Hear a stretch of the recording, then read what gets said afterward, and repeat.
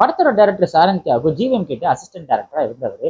அவரோட எசன்ஸ் வந்து இந்த படத்துல நிறைய இடத்துல தெரியதா செஞ்சுச்சு. ஃபர்ஸ்ட் ஆஃப் படி பாத்தீங்கன்னா ஸ்டார்டிங் ஒரு 25 மினிட்ஸ் வந்து எல்லா படத்துலையும் பார்த்துருங்கப்பா, இந்த படத்துலையும் பார்க்கணுமா போச்சுடான்னு யோசிக்கும் போது படம் பார்த்துக்கிட்டே இருக்கும்போது பரவாயில்லையே நல்லா இருக்கே அப்படின்னு ஒரு ஃபீல் வந்து கொடுத்துச்சு ஃபர்ஸ்ட் ஹாஃப்ல.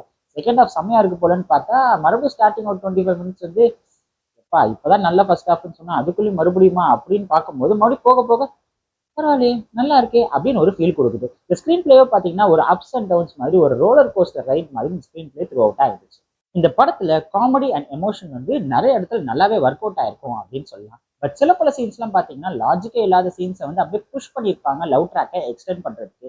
இந்த சீன்ஸ்லாம் தேவையில்லையப்பா அப்படின்னு சொல்லிட்டு நமக்கு ஒரு ஃபீல் வரும். ஸோ அந்த இடத்துல மட்டும் இந்த ஸ்க்ரீன் பிளே அங்கங்க லேக் அடிக்கும்.